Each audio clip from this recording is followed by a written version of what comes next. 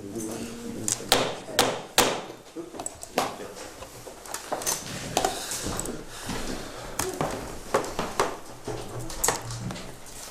evening everyone, and welcome to this extraordinary general meeting called by me tonight, Wednesday the 20th of August. Members of the public are able to talk and you'll be given 3 minutes, and I'll come to that in a minute. Can I please ask everybody turns their mobile phone off, or at the very least onto airplane mode. There were a couple that were left on for the first 10 minutes of the last meeting, and it does affect, if you listen to the last meeting, it does affect the recording. So please, if you can turn your mobile off, that will be great. Thank you. So I'll move on to agenda item 1, which is public participation. We have some members of the public here today. If you could show by raising your hand if you wish to speak. Thank you. If you'd like to move forward to that microphone, you have 3 minutes to talk to us. Okay. Introduce yourself and the floor is yours. Good evening, I'm Annette Davies and I'm a constituent up at St Stephen's Ward. I'd just like to ask a question more than sort of speak on general terms. I've been in contact with Rother and my county councillor, and I seem to be getting sidelined. Is this normal of what's going on because of what's this devolution thing that's going on? Is anybody else finding the same as I am? Because I've got a couple of issues that I need to be resolved, and I just seem to get absolutely nowhere each time. And that's my question. Okay. Answers are provided in the minutes, which will be out probably Friday. You don't have to stay for the whole meeting, but if you wish to, you're more than welcome to stay. Okay. I haven't heard of any issues over being sidelined before, so it could be that someone's on holiday or something, I don't know. But if you'd like to contact the clerk as well by email, she might be able to sort of... No, these issues have been going on for quite some while. Okay. One of them I raised with him, I would say, back in February. And I think that was just roughly the time when it was all announced of this devolution thing that's going on.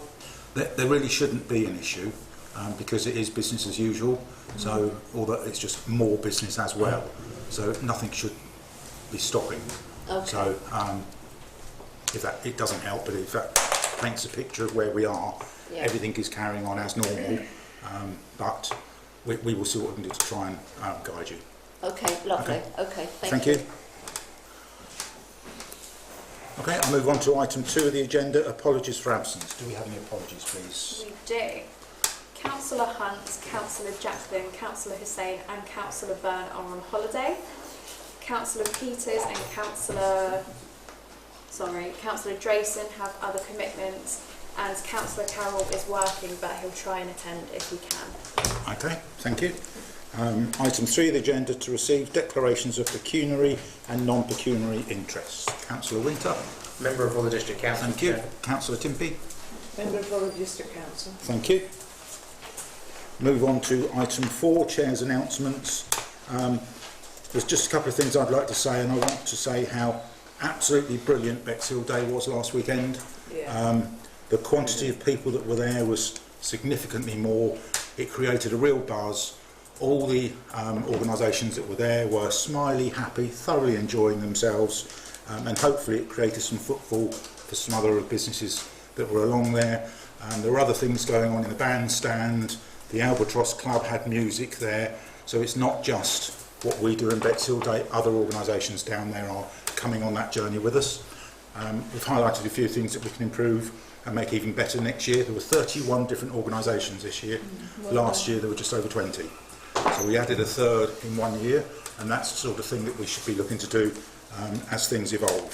So from me, specifically, I have thanked Joey and her team, who put an amazing amount of work into it, and so thank you very much for the work that you put into that. I thought it was excellent. The other thing I want to say is advance warning. I will be looking to move items 5E and 9A into the confidential part of the meeting. No, not. I'm sorry. I'm not going to do that. If you could follow protocol and raise your hand and ask a question, Councillor Crotty. Again, like my fellow colleague, like we did last month, we are not going to have this hidden. It's public knowledge, and it should be out for the public knowledge. I'm going to overrule that. The information. That's stupid. If that's the attitude, I will stop this meeting straight away, Councillor Crotty. Go ahead. Let me speak, and I will explain why I've made that decision. No, I'm not accepting it.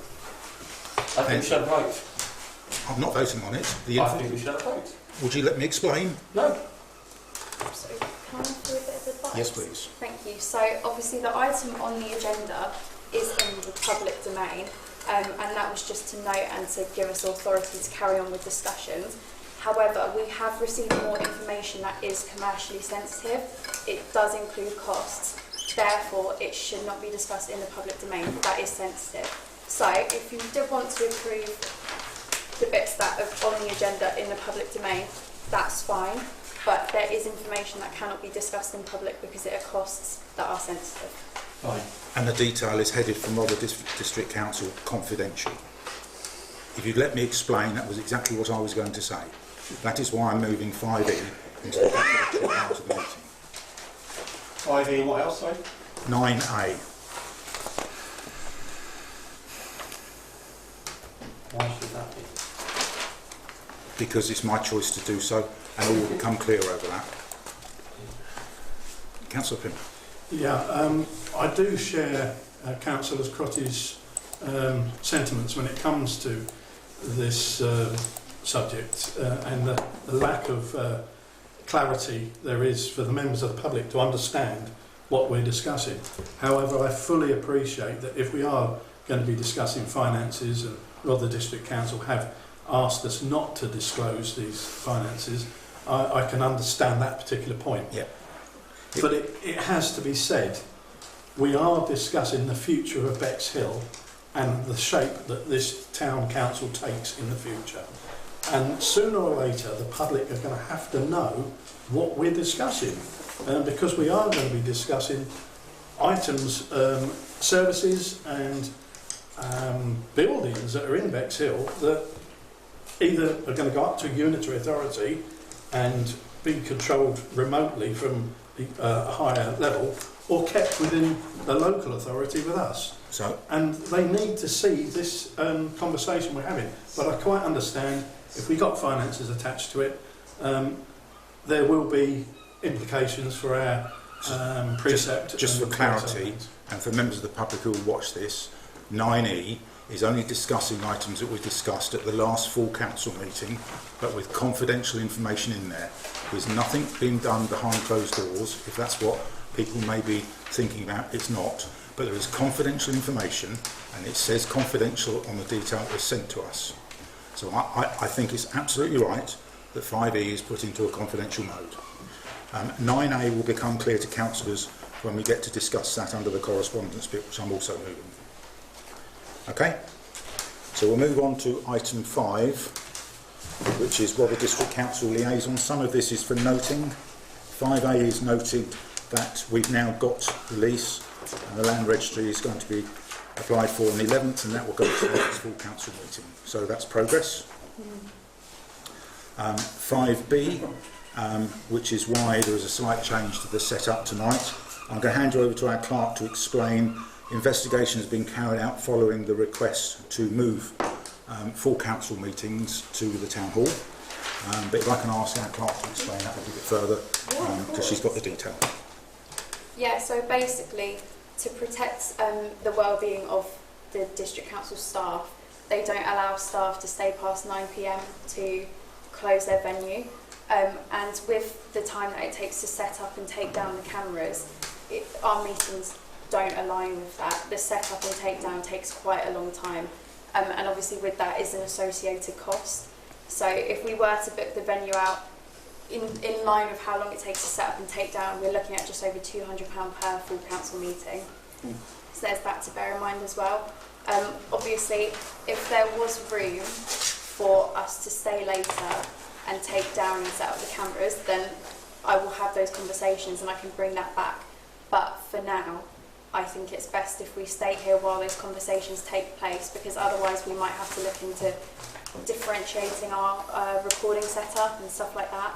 And it's very complicated. So to add to that, to prepare for the potential future, we've moved this top table here tonight. We've also extended the area for members of the public, and we've even got a secondary speaker that replays it out in there as well. So for people that are less easy to hear, there's another speaker out there. So we've covered off the eventualities that if a lot more people turn up as the last full council meeting. It was quite uncomfortable at times with the quantity of people here. This hopefully will make it better, but it just doesn't seem, and I've had some conversations with our clerk, and we've tried all sorts of jigging around timings, even if we started at 5 o'clock for council meetings, which then wouldn't suit people that then work. It just doesn't pan out to work timing wise. Councillor Howe. Are we still not then permitted to use their recording No. equipment? That is an absolute no. So that's an update. Councillor Lee. Are we looking for other venues then for these meetings, or are we going to carry on here? We would have to have a motion to investigate that. The motion that was passed recently was to investigate the option of moving full council meetings to the town hall, which is very difficult to make happen. There hasn't been a subsequent motion to say investigate other venues, which is why financially this is quite cost effective for us. Yeah. So we're trying to find ways to see whether this could work better than what it has done. Does that make sense? Any other comments, or I'll move on? 9C. So this is an email that our clerks received from Rother District Council just to start advertising the grant scheme. So it's just an awareness building. We put it under the Rother District Council liaison. They're launching their new grant scheme. I believe our RFO has studied it closely-ish, and there isn't anything in their grant scheme that is suitable that we could apply for anything within, bar the grant we're already applied for. Is that fair? We just have nothing at the moment. We're Yeah. looking at more money. Yeah. Okay. So 9D is to approve the public convenience. Sorry, Chair. Yes, sorry, Councillor Plym. The last button, it says, and to consider promoting the scheme online. So do you need our approval for that? Yes, I would do. Okay. So by promoting, it's putting on our Facebook, and that's it, because we're advertising in other councils, so it felt prudent. So I'm quite happy to propose that if somebody will second it. Numerous people seconding. All those in favour? All those against? That's carried. 2 against. Okay, 9D, to approve public convenience licences, which is Appendix A. So these are the licences that we've, these are the toilets that we've taken on under licence, and the licence gives us a permission to exit the licence at a month's notice and vice versa. So we've technically been running these licences since the 1st of April, and we've now got all the details that's relevant to them with plans, etc. Councillor Ross. There are things. First off, can I just ask the clerk how Channel View East is being operated? We've operated that for some time.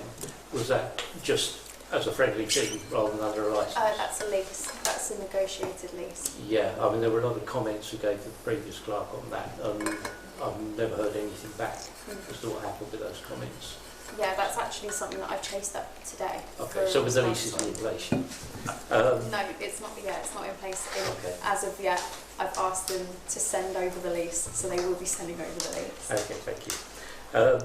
Just a note on here, I mean, it's some of the plans are missing, there's some odd bits missing, and there are missing certificates. There should be electrical test certificates for each one.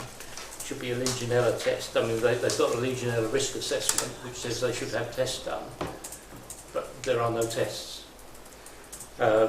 And if we took them over, there's a number of comments that I have on the lease itself, but if we took them over under anything like this lease, we would need condition surveys and photographs to have a look at them first, because we have to return them in the condition that they are, albeit falling apart or whatever. And I don't quite know how I'm going to handle the comments on the leases. Licence. Corrected. I think the previous one, which was a lease, the clerk sort of took notes in the meeting for the comments. Whether that's better or whether you want me to list out a few things. Yep, so any questions or comments anyone has on any of these, I will write them down and send them to the solicitor. So when I sent these out, I had a couple of people send questions in advance of the meeting. Those have already been sent, so I'll just keep sending them if anyone has any questions. What I think is worth bearing in mind, and I've seen 2 hands up already, is we have been operating these toilets for the last 6 months. This is just a paperwork exercise, and as was proven with Devonshire Square, we do ask too many questions. It just clogs up the whole signing off a document when we can get out of it in 28 days' notice anyway. But we have to consider that. The next hand up was Councillor Blagrove. Thank you. Yes, going back to what Councillor Goss has just said, we do need, what we actually need is a condition report on these toilets as they are now. We haven't seen, most of us haven't seen the inside of these toilets. We've got no idea what they look like. 3.5 years ago, 2 of the councillors from Bexhill Town Council done a report on this, and it was a damning report. It was awful, and I don't suppose anything has got any better since then. And I really think if we're to take these on, and public money is involved with this, that we need to at least have a look at them, or have someone else have a look at them, so that we know what it is. What's our plan? Are we going to do complete refurbs on them on the inside? Obviously the outside is down to RDC. Are we just going to set a budget of what we're going to spend inside? Because within 28 days these can be called back in by RDC, and whatever we've spent on them, we won't be able to get that back. I'd like to think we could get some sort of a condition report done on them, and not just go for this when we haven't even seen them. Thank you. So just to be clear, this licence is only to enable us to look after them, pending lots of other things that are going to be happening with devolution and other businesses that are likely to be taking some of these. Just having a licence is not committing us to do a major investment on refurbishing any of these. And if that was to be the case, if we did long term through the devolution, which we've already spoken about in the last meeting as to which toilets we're expressing an interest in, then that would be down to the Amenities Committee to build a plan to present to full council.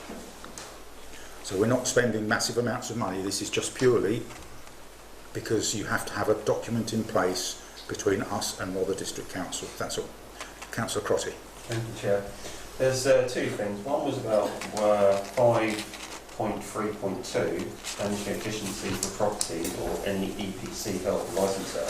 It says comments from, I assume from our solicitor. Does RDC intend to provide EPS, HAS file and fire risk assessments? And the council came back saying it is considered that EPCs are not required for public conveyances. But does that mean that the health and safety file and the fire risk assessment is due? And the second one was 5.4.1, remove any alterations or additions made to the property. So what they if we do it up, we've got to send it in writing first to the licensor to get them to agree to it before we can actually do anything to it anyway. Because if we didn't get a written notice, we would then do up a toilet, only then for us to take it all out again and leave it as it was. Can I just repeat what I said to Councillor Blagrove? This licence is not about doing up any toilets. This is a paperwork exercise to put something in place to enable us. So what about the health and safety file and the fire risk assessment? So as our clerk said, questions to our clerk and they'll be passed over. Done. The next one was Councillor Thomas. Yes, I think it's incumbent on us to do all everything possible to keep the toilets, to stop them being sold or otherwise disposed of, until such time as Rother is gone, then we can spend the money, because they'll be our toilets. This licence is literally a paperwork exercise to put something in place. Yes. The next was Councillor Plym. As a licence itself, it deals with 7 public conveniences, but the paperwork attached to those licences are only complete on 3 of those. Bexhill-on-Sea Road, Little Common and Norman's Bay. The others, all they've got is Legionnaires risk assessments. So if you take it as a licence and forget the actual documentation that should be coming, the licence itself it's not the best, I must admit, because as was alluded to just earlier on about the exterior repairs, it does say here that however the licensor, which will be Rother District Council, is not obligated to undertake such repairs and is not liable to the licensee, us, if it chooses not to do so. And we know that Rother hasn't got the money to do a lot of these repairs anyway, so the likelihood is if anything does happen structurally to any of these properties, they will be closed because we wouldn't be able to repair the exterior and Rother haven't got the money to do so. I'm also a bit concerned in the fact that one of the items on here, one of the West Parade, there is a pending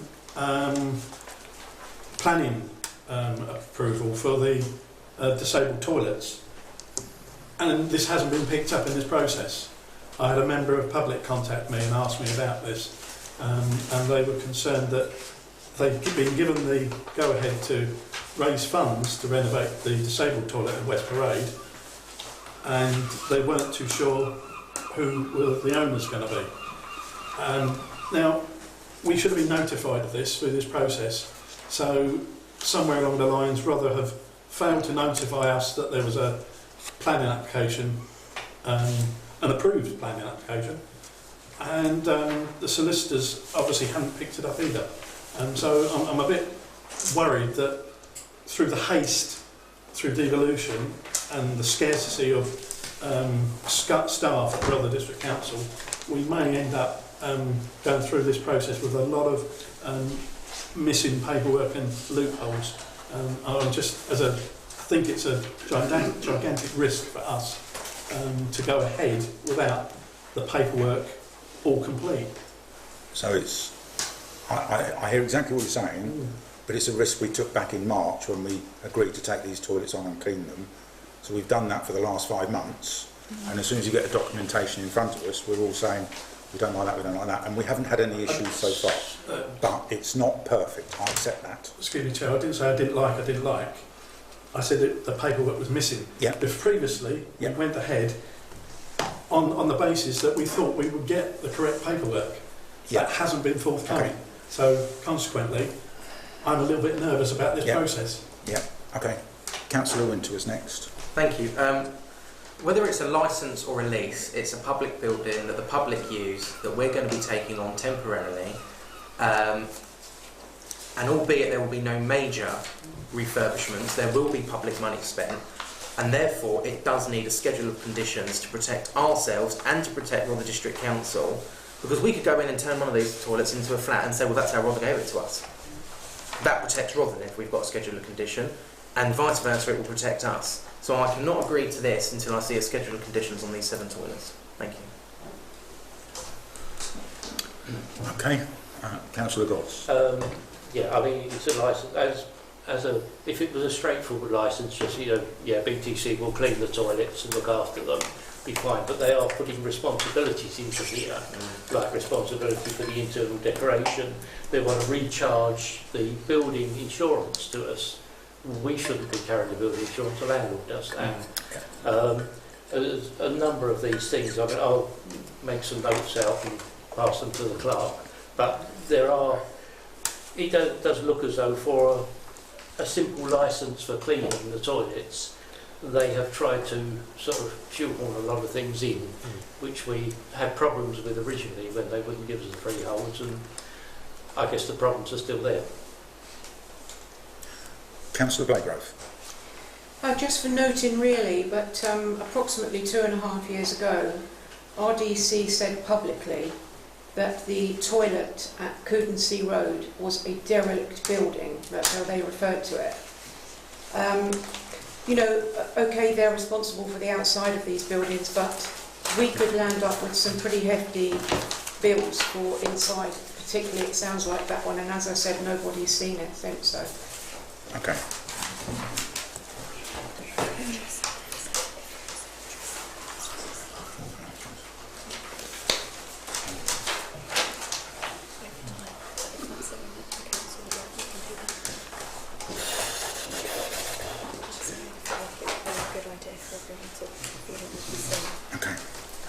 A couple of observations, then a suggestion before we move this forward. Otherwise, we could be spending another 2.5 hours talking about toilets in Bexhill, where at the moment we are already managing these.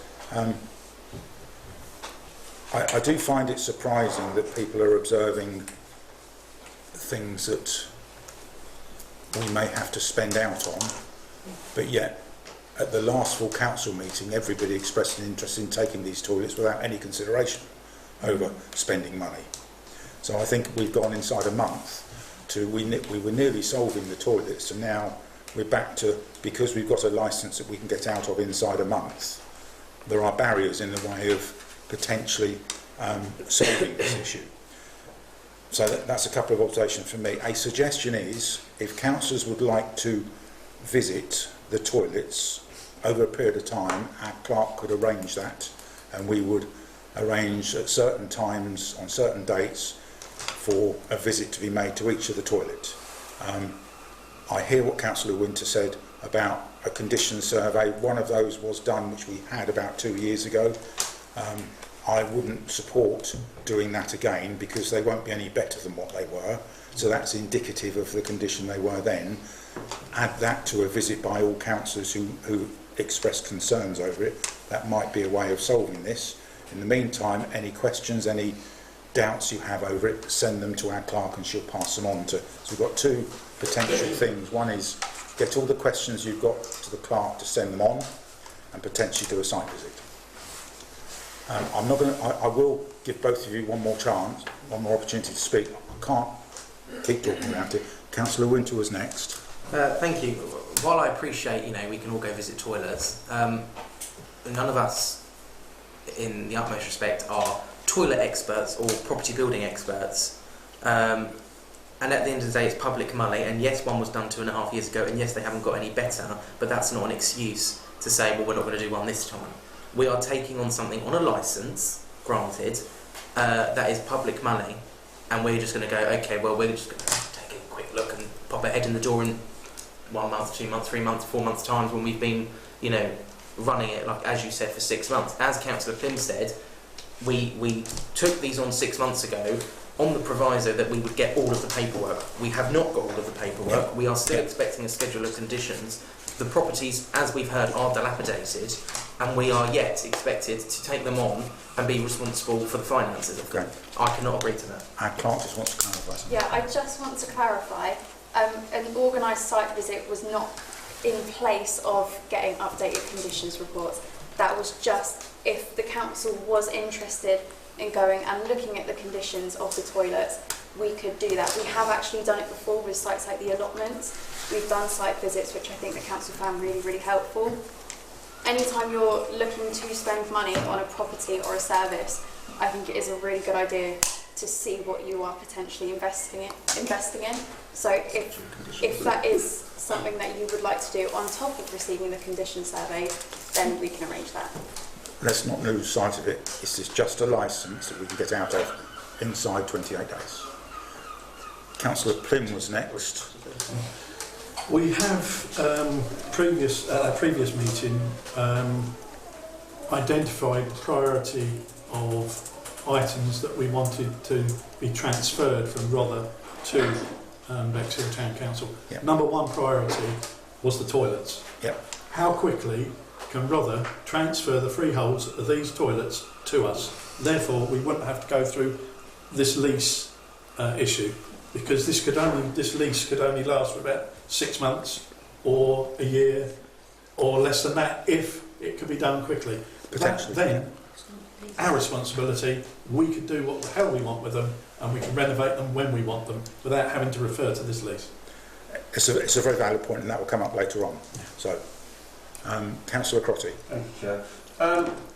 Am I correct that these toilets were not taken over? They're being already sold or being sold for other purposes? They're not being sold, no. I was assumed that they were ones being turned into cafes and now bars. They're not being sold.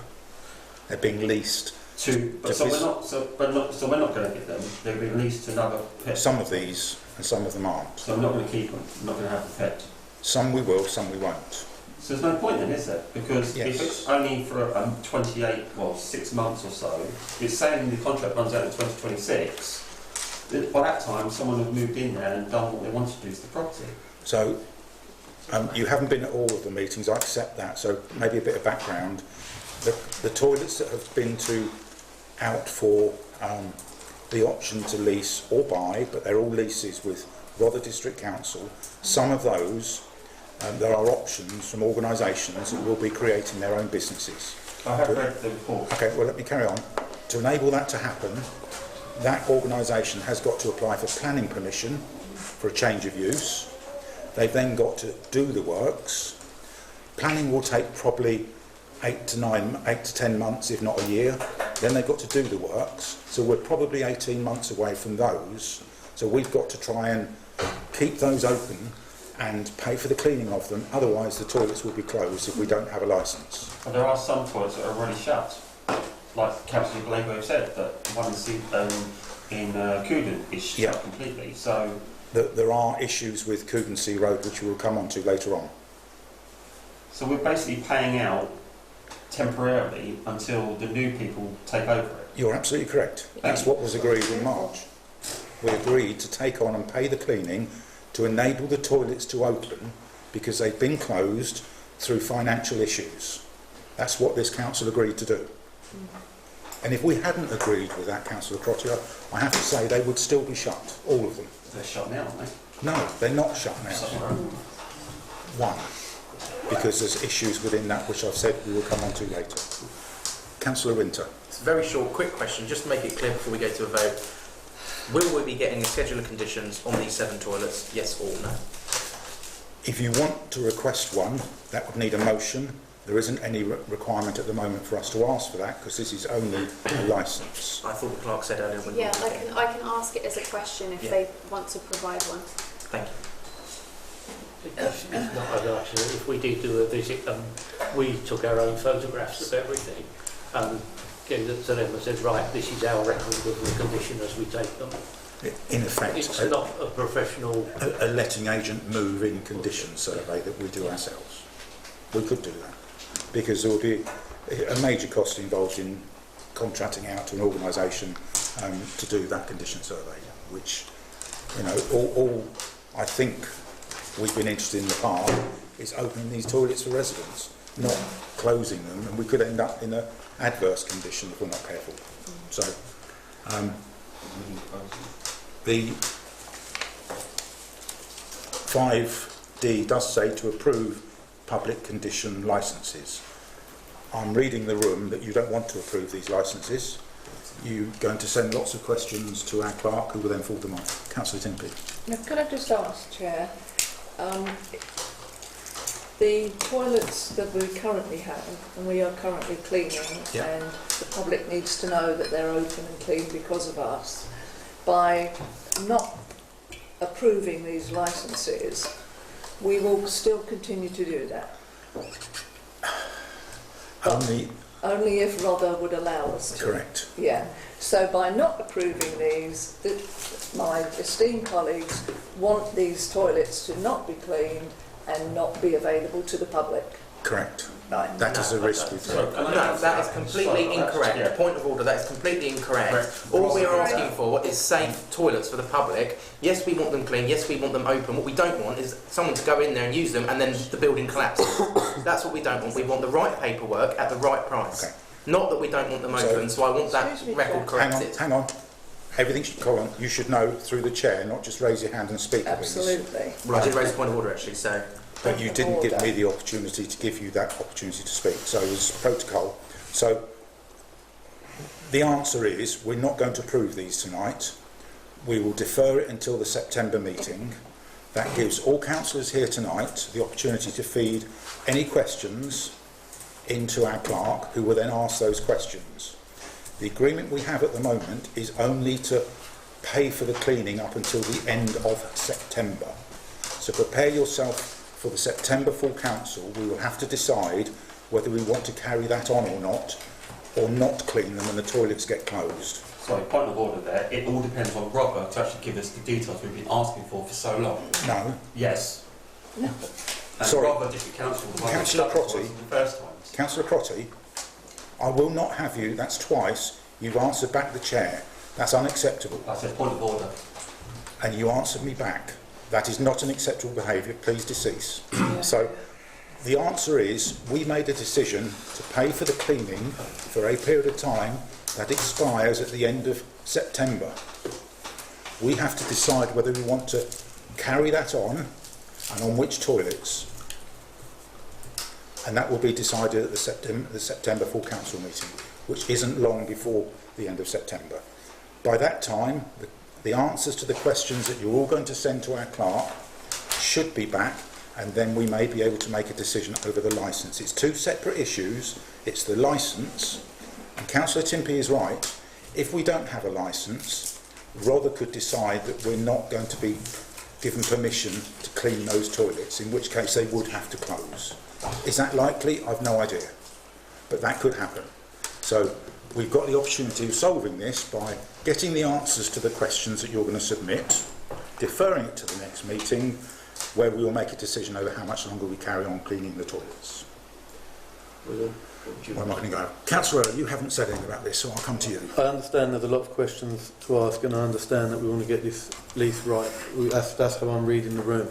But we do have the opportunity to miss out on being able to run these toilets by the end of December if this doesn't go ahead. Is it possible, when we send in the questions that we have regarding the lease, to also the licence, to also ask the question if we can ask for a grace period up to the end of December at least, in case there's a problem with the information that we receive on the licence, and we have to defer it again? Is there a way we can ask for a grace period to the end of December, maybe end of the year, or Yeah, I can ask the question. Yeah. to keep us in the loop? Yeah, because we don't want to close these toilets just for some paperwork exercise. Councillor Plym, I'll come to you.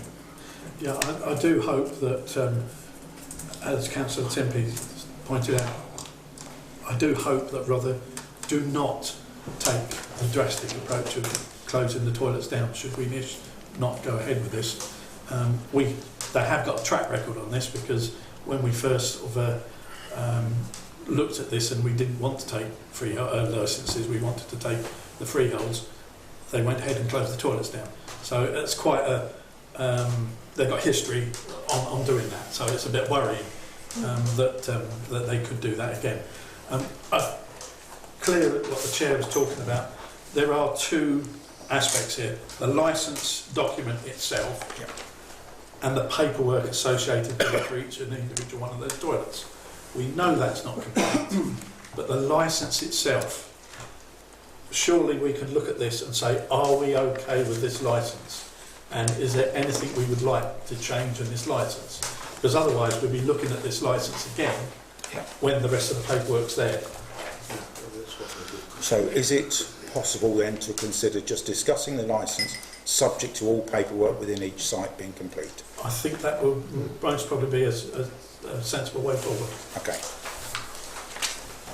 Can we do that? Councillor Goss.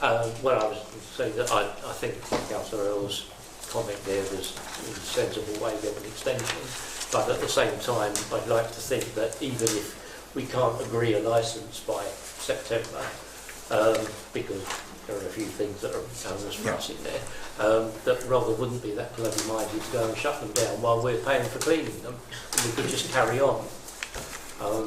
it just seemed to be crazy. I'm sure even then, Bexhill residents not that much.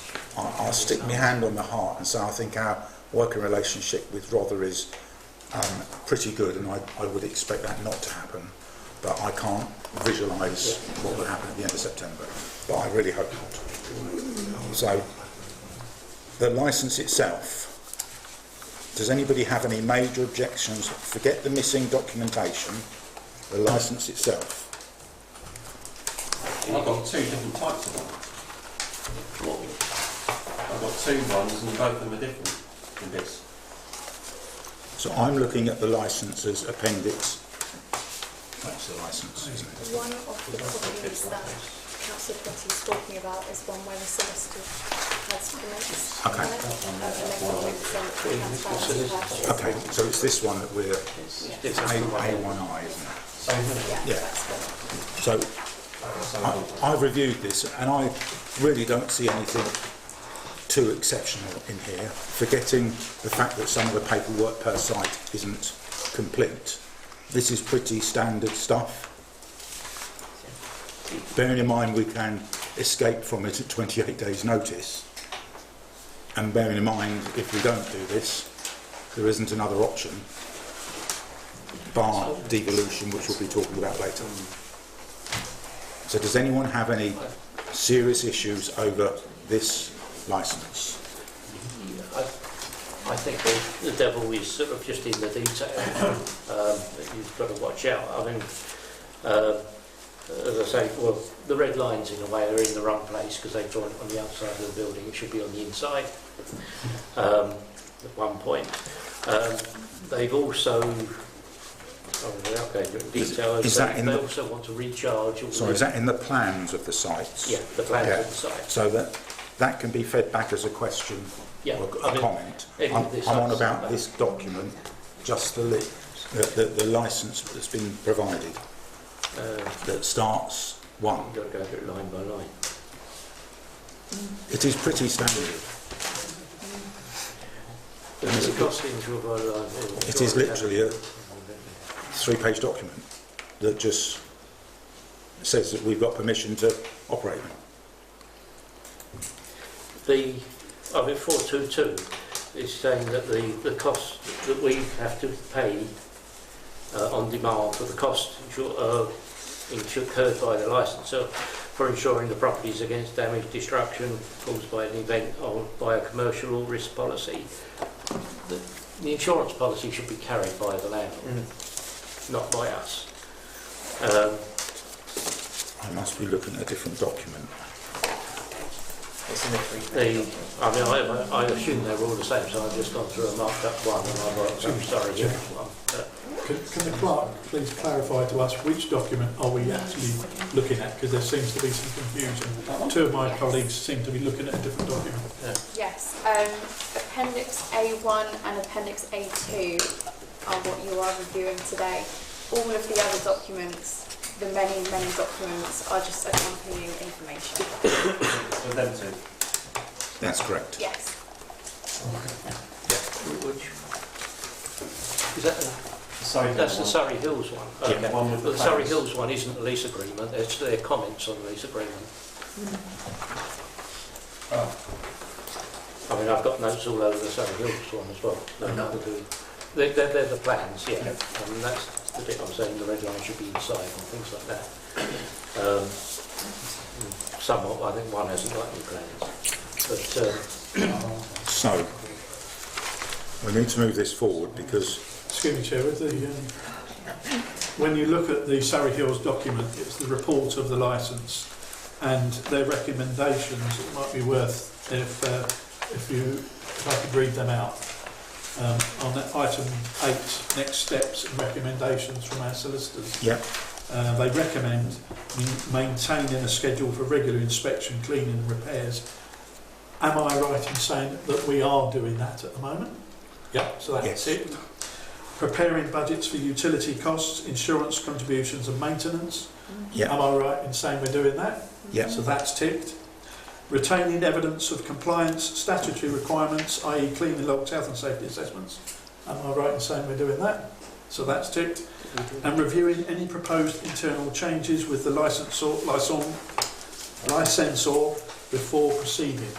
And I presume we've done that.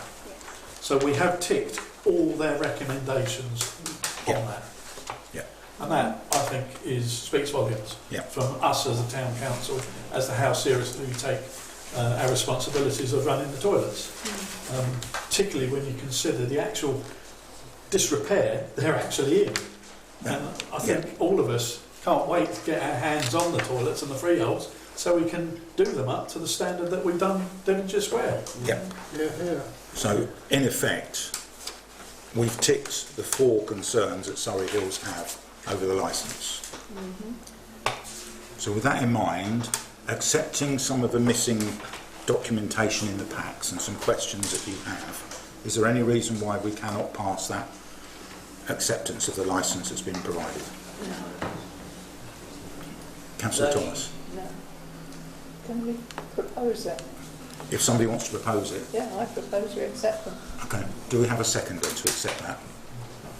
Is that Councillor Ruston's hand up? We've got a proposer and a seconder. Did you want to say something, Councillor Thomas, or are you? Just item 3, licence period, and the date of the licence to a date in 2026. Yeah, I think that's what it says. So that would just be the date that when we take them from, which we've already taken them. So it doesn't. Any date can go in there subsequently.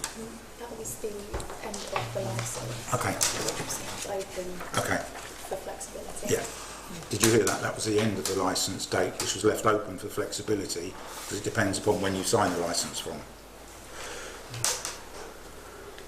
So we've got a proposer and a seconder to accept this lease on licence on the grounds that we've adhered to the 4 recommendations from Surrey Hills solicitors. Accepting that any questions you've got, as soon as you can, feed them into the clerk, and we'll get those questions back, and then we can move this forward and get this signed off. So all those in favour, because we've got a proposer and a seconder, all those in favour please show. All those against? Any abstentions? That's carried. Okay, so 5E, as I said earlier, I'm moving that.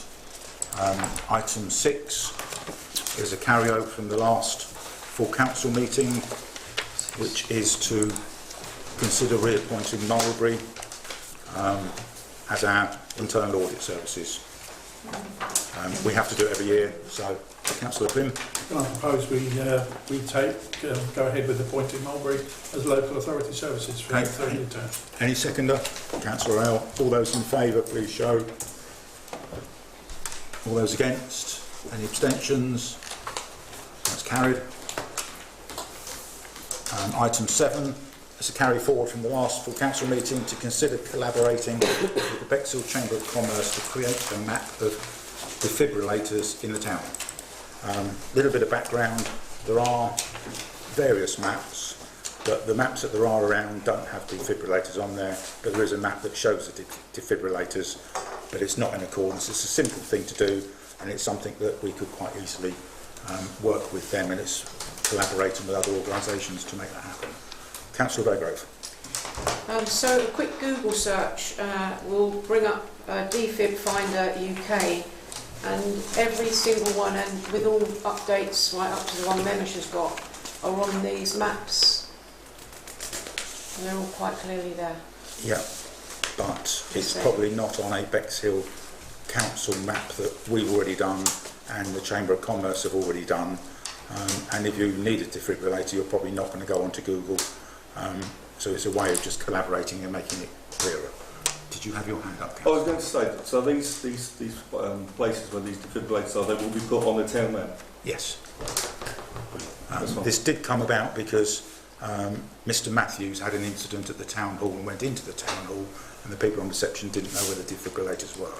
Okay. So they're really important to our town because we do have an ageing population, and we should be advertising them everywhere, and this is a great way of doing it. Councillor Earl. We could also put a QR code on the maps that brings you straight to the online maps or Yeah. online places of the defibrillators Yeah. as well. So yeah, I'd like to propose this.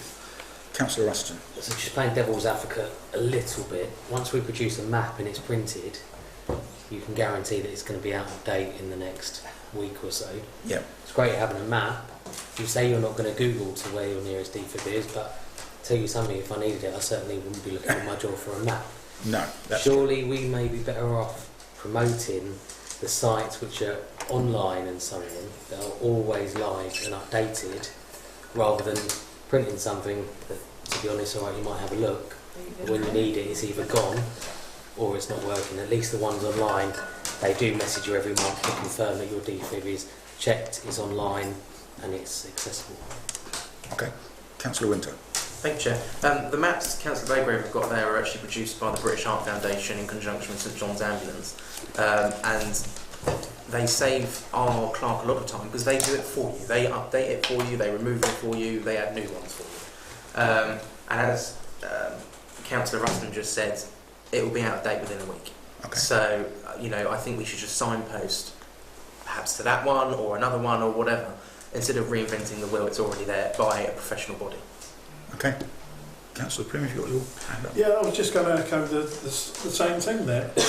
We also have got a very good relationship with Alex Markovich, who is custodian of the open street map for Bexhill, and it wouldn't surprise me that he's already got them on there as well. So a signposting exercise would be more cost effective because there are people doing this far better than us. And if there are any costs associated with it, I'm sure the Chamber of Commerce would help us out with that.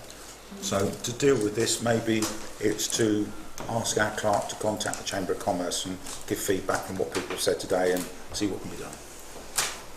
Happy with that?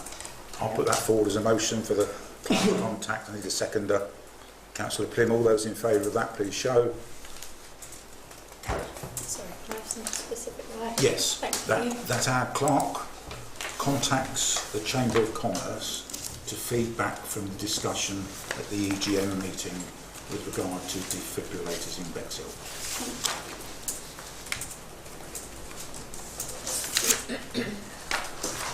Okay.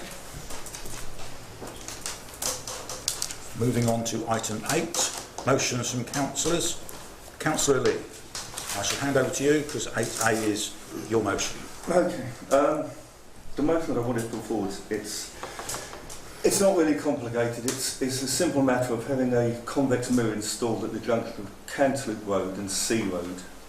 I have spoke to other councillors about this who raised concerns about distractions, although I can't quite understand the distraction part of it.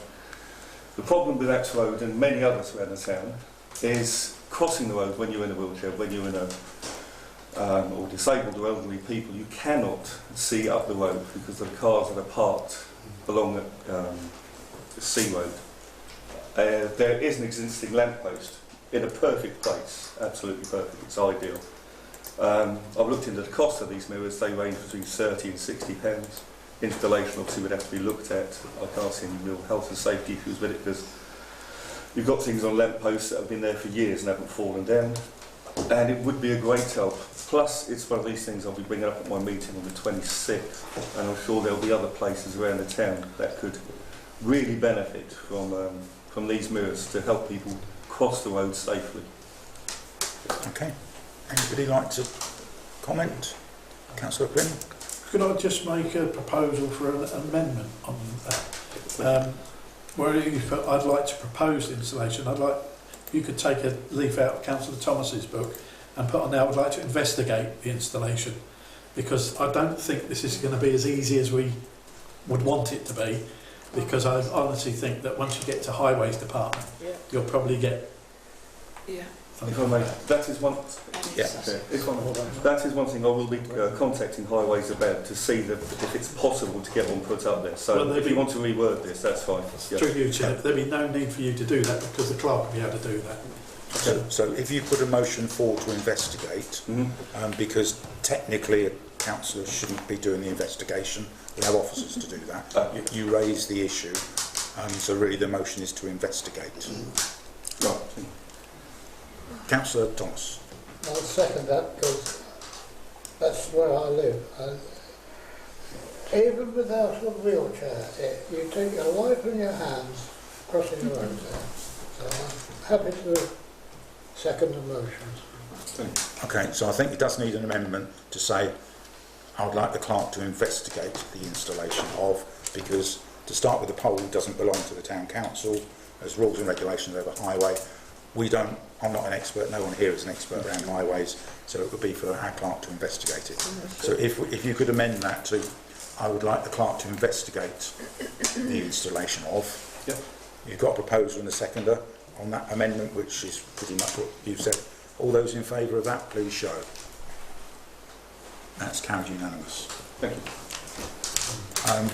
8B I'm going to defer because Councillor Jacqueline's not here. 8C, Councillor Thomas. Yes. There seems to be a slight problem actually with this one over who actually owns the land. It's under investigation at the moment. So whether or not we want to ask the town clerk to carry on the investigation. If that's what you are putting forward a motion, we can ask questions and then see where it goes. Well, the motion says to investigate. I think we should, well, yes, we need to investigate it. Okay. Just a question of who does the investigation. The investigation would be down to our officers, so the clerk or her team to investigate it. Yeah. Have you got a seconder for that? Councillor Plym, you're seconding. Anybody got any questions for Councillor Thomas? I'm not familiar with the area around Acre Way. Replacing the is that replacing the 3 steps with a ramp or something to make it more accessible? Oh, this leads down from Round Acre Way to the 1066 path, which is now open. And this is a dangerous slope. The existing bridge is been there 25 years and not good, but the steps have disappeared. So it's just a steep slope, muddy slope, not very good in winter. Okay. Well, the motion is to investigate, so, and you've got a seconder. Any other questions for Councillor Thomas? Okay, straight vote as to whether, so all those in favour of that being investigated, please show. Any against? Abstentions? That's carried unanimously. We must consider that our clerk has limited times at the moment with devolution, and each investigation creates a backload of work, but that's what's decided. So 8D, Councillor Thomas, that's yourself.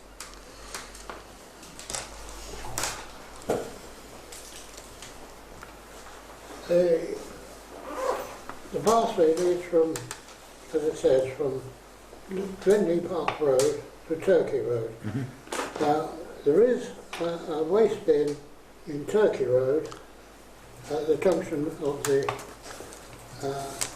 footpath and Turkey Road, but if people walk round the other way, but if the dog doesn't oblige before they get to that Turkey Road waste bin, there isn't one at the other end, and gentleman at the Glenley Park Road, he does the business of tidying them up, which is not really desirable.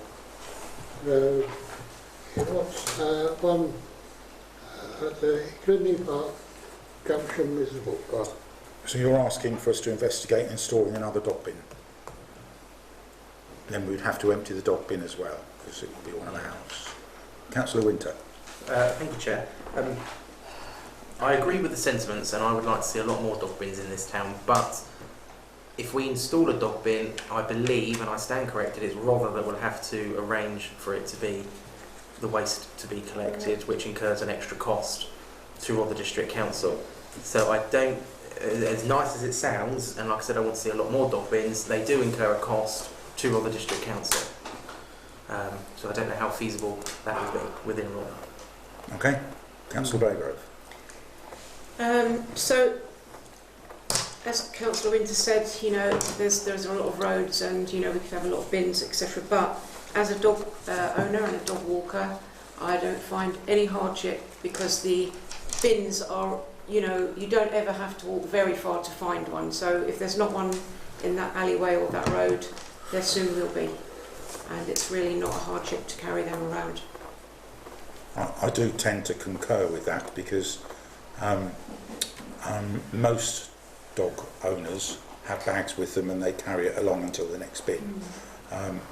If a dog owner doesn't pick up, it wouldn't matter whether there was a bin 3 yards away or not. They still wouldn't pick up, I suspect. And it is street furniture which clouds things and make it, and you've got to maintain it, etc. Councillor Plym. I think this is an excellent motion if we had the responsibility of clearing dog waste and bins. Probably this time next year or in 2 years' time, that responsibility will come down to us, and then we can fully investigate, installing more bins around the town, and then we will know the true costs associated with it. But to go along with this particular motion, we could end up not getting anywhere with it other than just investigating it, because as been rightly said, Rother District Council have got the abilities or the remit to clear up dog waste, and it would incur extra cost on them at the moment. So I would say put this aside and wait for us to have the services devolved down to us, and then we can expand on those services ourselves. Okay, anyone else wish to say anything? Have you got a seconder for this motion? No one's raising their hand, so I think probably bank it for a couple of years, I would suggest. Okay, that's fallen.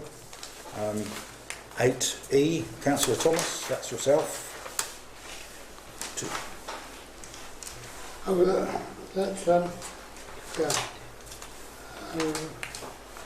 Yes, up at Galley Hill, at the present moment, when they sweep up, they don't clear up, and they just sweep all the cigarette ends onto the grass instead of clearing them up. Okay, doing this slightly differently, have you got a seconder for that motion? Because if you haven't got a seconder, there's no point in debating it. Anybody wish to second that motion? Okay. No need to debate that then, because there's no seconder. I learnt there from the previous one. The next one is 8F. Councillor Crotty. Thank you, Chair. Obviously, with what's going on with the Colonnade trailers, this was going to be put in for the last meeting, was about does the Town Council fully support the Colonnade trailers in being placed back into their workspace at a reasonable rent with no additional charges when the work has been done? Because obviously they're being taken out at the end of September now, so and I don't know how that's going to be till the work's done. But I need to do a motion, a second day, I think, right? You first off need to put it into a motion, because that isn't a motion. Basically, the motion would be would the Town Council fully support the Colonnade traders? I need to help you a little bit more. Please. What does that mean, support the Colonnade traders? Well, that we fully support them to be put back into their workspaces at a reasonable rent and no additional charges.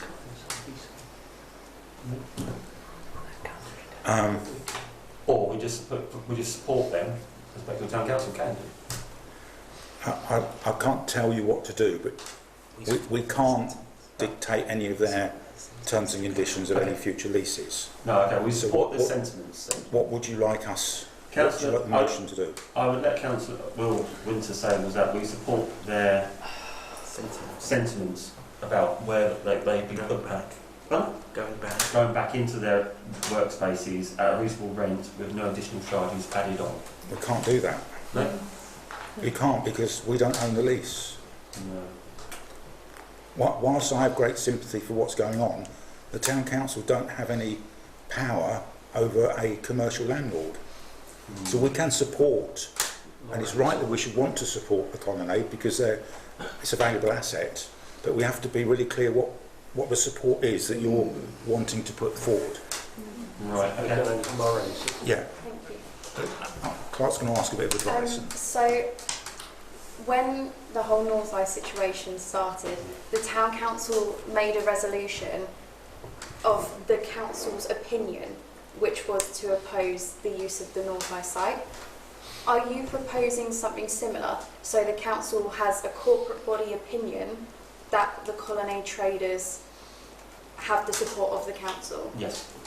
So there's actually no action required of that. It's just the corporate body's view is that the colonnade traders are supported.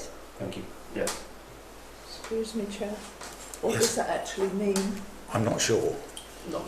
Because it's how to define what support we can give them. I think moral I'll support. come to Councillor Plim, then I'll come to Councillor Plim. Yeah, I think what it would mean is that they would know that the town council is listening to their concerns and that we're voicing our concerns as to their predicament they're in. The wording, I think that all they're asking for is to be considered as first refusal back into the places they were trading from. And so, if that's, if your indulgence, Chair, if I could just ask Councillor Winter, is it first refusal the traders are asking for? Yeah. So I think that's the terminology we should be using.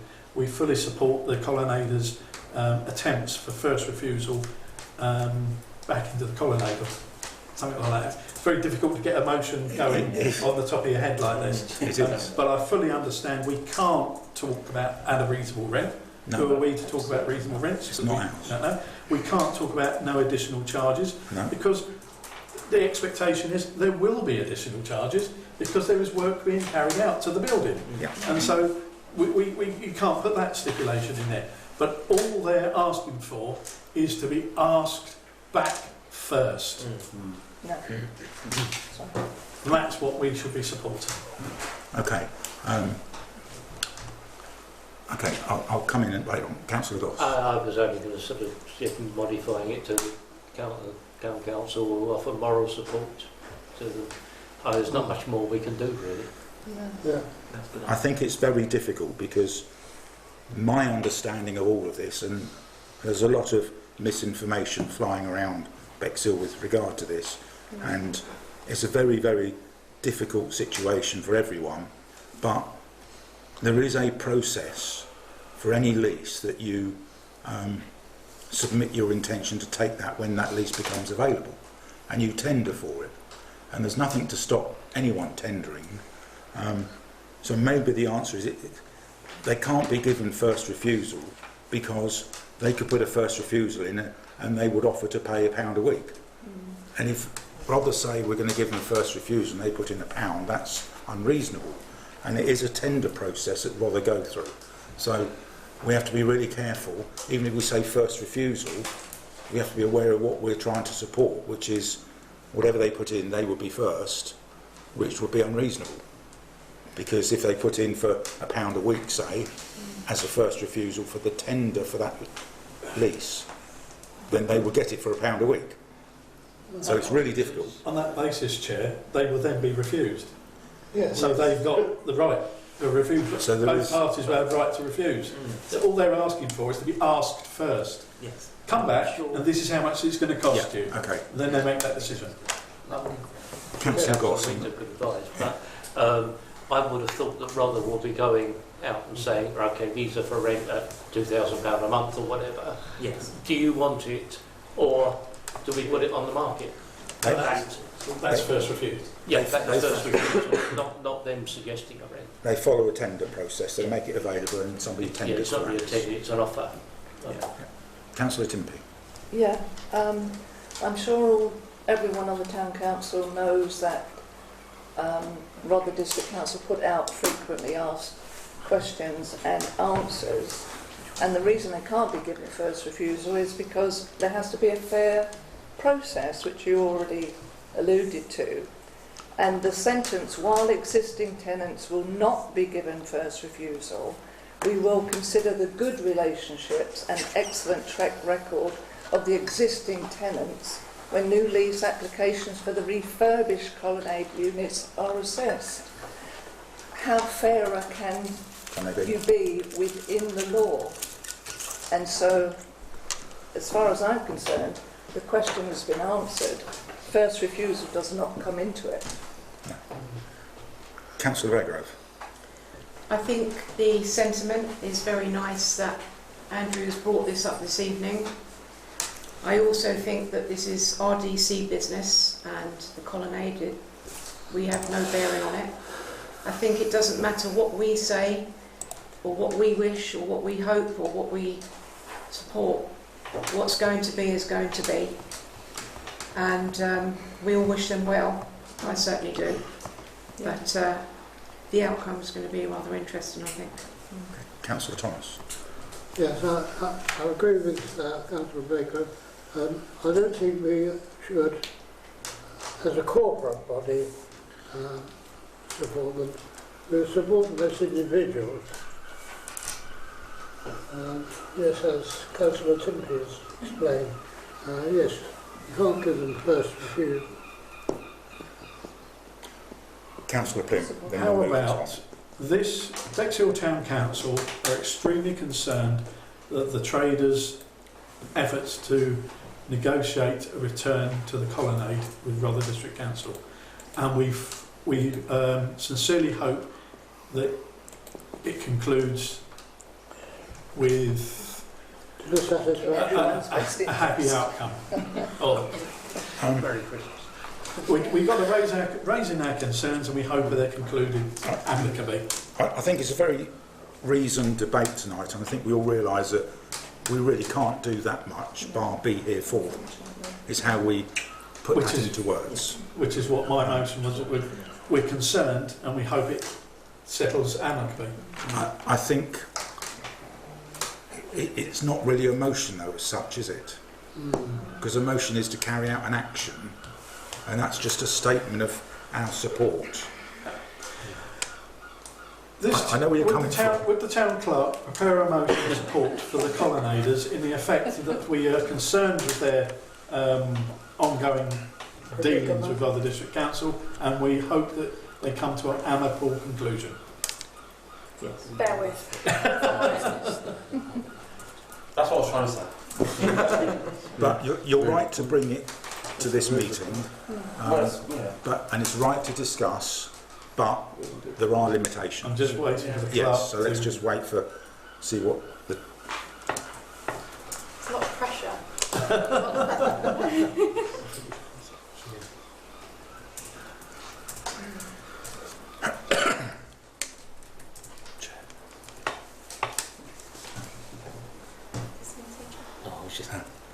I was just going to say, I get everyone wants to say a nice thing, yeah, but actually whatever we say is going to make no difference at all.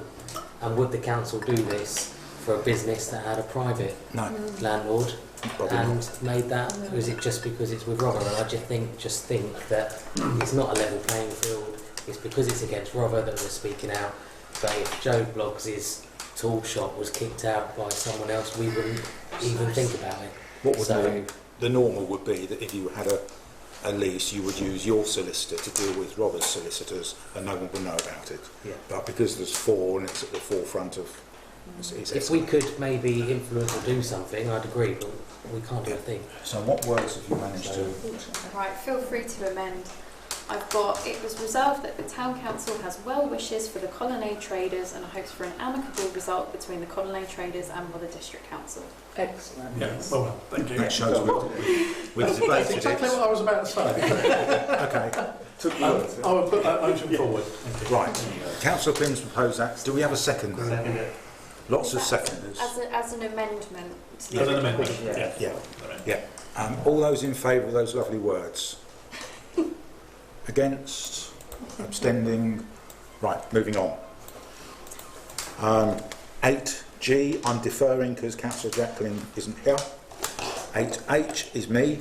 to consider appointing an external representative to the Bexhill Cultural Network, which is a growing network. I went to a meeting as I was invited at short notice, and the cultural arts environment in Bexhill is growing, and I think we should have somebody from the Bexhill Town Council involved within it, and currently we don't. Councillor Crotty. Thank you, Chair. Where exactly is it? Say again. Where exactly is it? It's run out of Flatlands in Beeching Road. Right. And they're engaging with lots of other things as a, what's it called now? The weekend of the 6th of September, there's a cultural weekend, it's called, and that's the first thing that they're doing as a cultural bit. They did ask for the Town Council to put some finance in to support it, which the Finance Committee decided not to, but it is something, whether we agree or not with art and that cultural stuff within Bexhill, it is a growth area, and we ought to really be involved in it. Councillor Winter. Thank you. While I agree that we, should have an external representative, as far as I'm aware, and again I stand corrected, I've been on the council for 4 years or whatever it is now. I thought the usual process is that the company, organisation, group, whatever it is, comes to the council and asks for an external representative. Councillors don't put forward that because I think that's how we similarly got into the situation with Littlegate Farm. They didn't even know they had an external representative because somebody asked for it. So quite easily I could come next month and ask, can we have an external representative on Coca-Cola? They don't want one. Other brands are available. Of course, other brands are available. Not that I'm saying we shouldn't have an external representative, I would just like to see it done in the proper... I take your point. Bexhill Cultural Network should come to us and say we'd like an external rep. I take your point completely. I only went to the first one and I thought we needed to be involved. Talked to them, they submitted some financial assistance help which didn't go as well, and I just think that we should be there. They want to include the Town Council, and I can't just turn up to their meetings, and I keep getting invites and I can't go because I'm not elected as an external representative. So I can't just go to meetings. If I'm invited, I have to go through the process. So, Councillor Goss. I haven't got a clue who they are, what they do, but to follow on from what was said before, ideally, wouldn't they come and give us a little presentation of what they do? Okay. And, then see if they want an external representative. If that's a wish of this, I shall feed that back. Councillor Timpey, who's involved in this already. Yeah, would it help, Chair, because I'm already involved with them through Rother, would it help if I also represented the Town Council, or have both hats on? I would be quite happy with that, if the corporate body would be happy with that. Because Rother is supporting them financially. Yeah. So Does that sway anyone's minds? I'm quite happy to do that. Councillor Braygrove?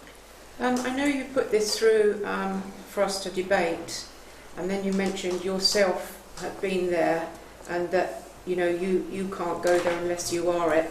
Is this not open to all the councillors? Yes, it can be open to all the councillors. That's why I put it on here. I went to one. Now I'm asking, do we want? Then we'll decide who. Yeah, you did then say that if you you couldn't go there unless you were the representative. That's correct. That's why. And I'm just asking if everybody would get a chance to. Yes, it's an external representative, which means you get elected in May when we do the elections on. Councillor Crotty. Thank you, Chair. I would like to put the name down for it. Okay. We've got to decide whether we want one first. Okay. Councillor Plym. Yeah, I'm very concerned. Don't they want Mr Wilson there? They would like me there. They invited me, but... Go along as Mr Wilson then. Well, feel free.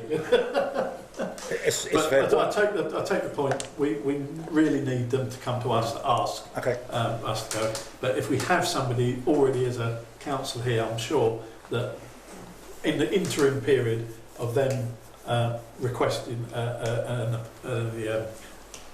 representative, I'm sure Councillor Tempe is able enough to keep us up to date on their activities. Okay. So can we do that temporary, and I'll go back to Ben Urban and have a conversation and get him to come and talk to us? Is that a plan? Yeah. Okay. I think. If I do that, then I'll withdraw that question, and that's sorted. It gives me direction. Thank you. Right, that's the motion's done. Moving on to 9. And then Mr. Oh, yes. Okay. This is, Oh, the museum. yeah.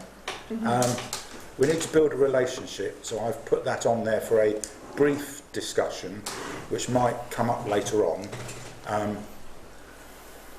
that we need to have a conversation with the Bexhill Museum.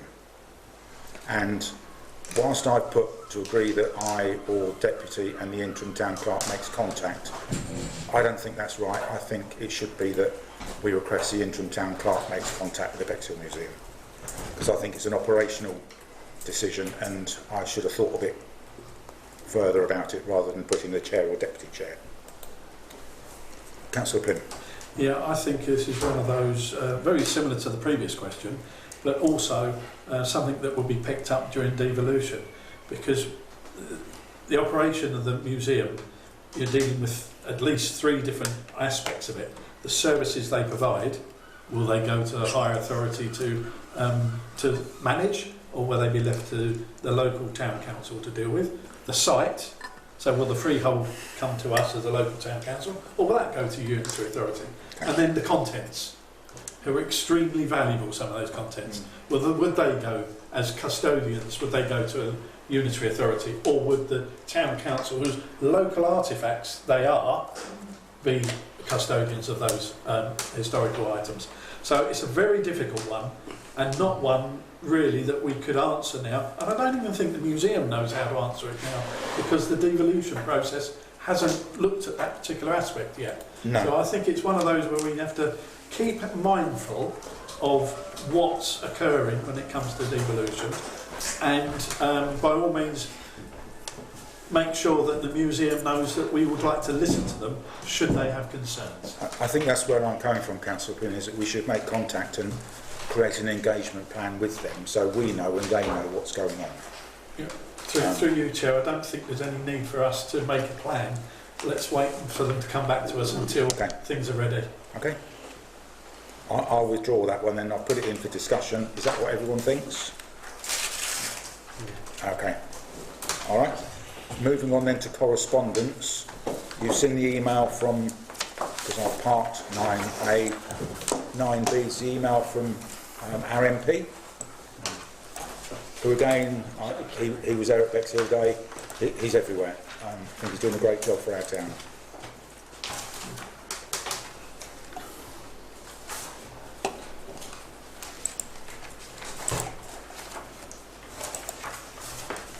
So while you're just digesting the email, it's a shame that Councillor Peters isn't here tonight, but just to share what he's doing in Collington Ward, from next week he's going round and putting a note in lots of people's doors and knocking on doors and explaining to them with the QR code and talking about potholes, and he will make a note of every single pothole in the Collington Ward to go on to Fix My Street, so East Sussex County Council know of each and every pothole that there is in Collington Ward, and I'm ever so grateful for him because I'm Collington as well. So I think if that works and has an impact in one ward, we should feed that back to the MP that one of our councillors has taken that as an action personally, which I think is great. And if that works in one ward, we could roll that process out through the other 8 wards to support what Kieran is trying to do. Because there has been some major progress in some potholes in some areas of the town, but there are a lot of them. Councillor Crotty. Thank you, Chair. Was this, Councillor Peters, was this agreed by the corporate body? Doesn't have to be. He's a ward councillor who's going around talking to his ward constituents. So I remember last year you had a go at me because I went round my ward businesses and asked them. That was completely different. How? I'm not talking about that now. I'll talk to you about it afterwards. I'll explain to you afterwards. This is residential people, encouraging them to submit their potholes in front of their buildings to do with potholes, and I think it's a brilliant initiative. He's done it off his own back, and I think it links into what our MP is asking for us to do to raise the issue even further. Councillor Crotty. Thank you, Chair. I've been doing this since 2002 with people telling me I Fix My Street app. I even sent correspondence to Kieran's, who then passed it on to the team as well. Good. So we are doing things to support that. So what else can we do? He's keen to and committed to working collaboratively. We just need to keep the pressure on East Sussex through Fix My Street. Councillor Lee. Yeah, I missed the start of this, but if it's regarding potholes and pavements, this is something I will be doing with the town maps that the clerk has kindly provided me with, for people to mark these down where these major areas are, where we've got lots of trip hazards. We had them up in the council the other day. And if we can highlight these and we can get them on this Fix My Street and we can get something done, especially if I keep reporting, whether it comes back every 4 weeks, if nothing hasn't done, you can report it again. But that is something that can be highlighted again, which I'll be doing on the 26th with the town maps, getting them all written down, and then we'll have hotspots of places where we can report these when we've got a lot of support for this. Okay. Councillor Pym. Yes, I was just going to praise my colleague here from Central Ward, Councillor Crotty, because he has been on the page of the local papers several times, one of which laying in front of a pothole in Buckhurst Road, I seem to believe. The sad thing is, despite Kieran Mullen's attempts to deal with the potholes issue, East Sussex County Council haven't got the money to do the potholes, to fill the potholes as much as we'd like them to. It was the same when the Conservative administration was in at Westminster. It's the same with the Labour administration now. They haven't got the money feeding down to the county councils to spend on these things.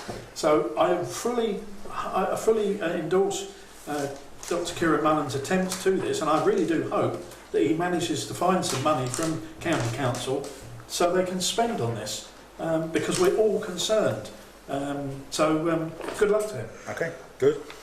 I'm going to move on because I think we're all saying the same thing, that there isn't a lot of money, but let's flag them all.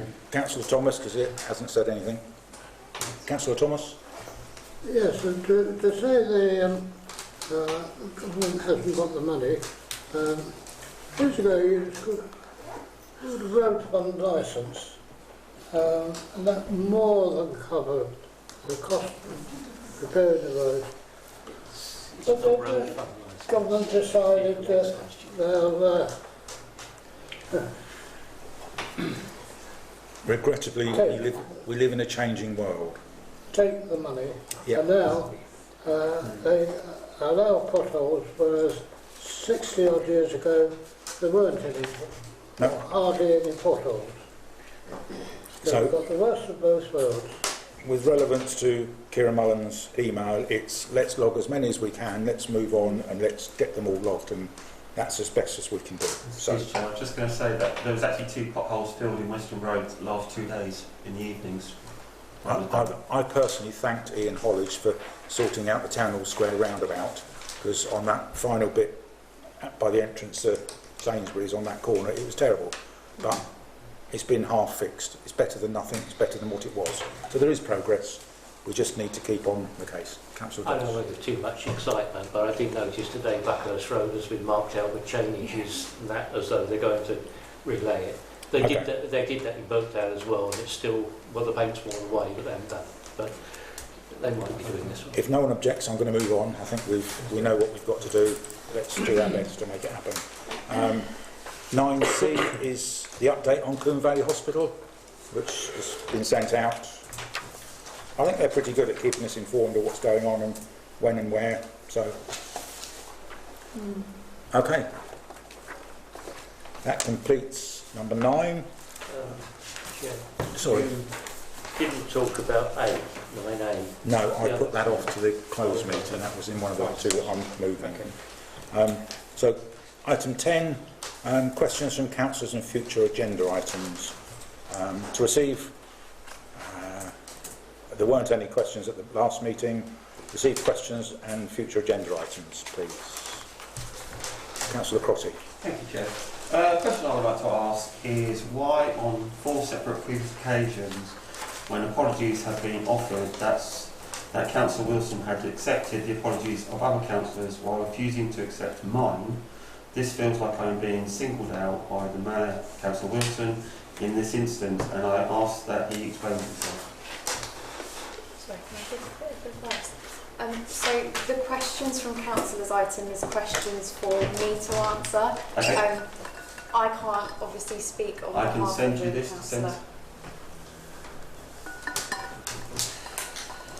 As you've asked a question on film, I will answer it.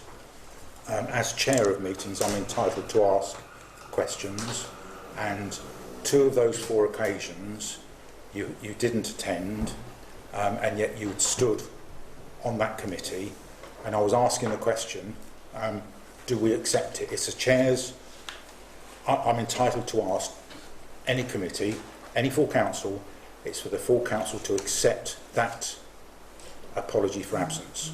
That's the advice I've been given through the education I've been given for the last 15 months of being a chair. So I'm not going to debate it. No, I'm just, a question was that when you... There's no comeback. You asked me, and anyone can ask the question. No, point of order. You actually sat over there and you didn't believe I went to a wedding. I won't be debating it further. You're singling me out, targeting me. I won't be debating it further. Councillor Winter, have you got a question for Bart? Yes, I have got a question. If we have to accept apologies, can I ask why we didn't accept them today then? Thank you. Good question. I apologise, I forgot to ask for people's acceptance of the apologies. I have missed my deputy big time tonight. It's very difficult for those who have been chair of a full council. Try sitting here looking at numerous hands going up without a deputy alongside you to point in the direction. So if I forget things, I've forgotten a couple of things tonight.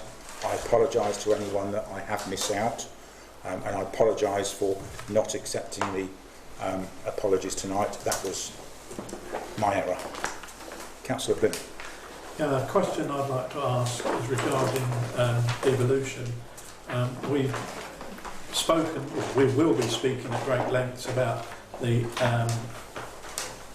sites and buildings and land and things.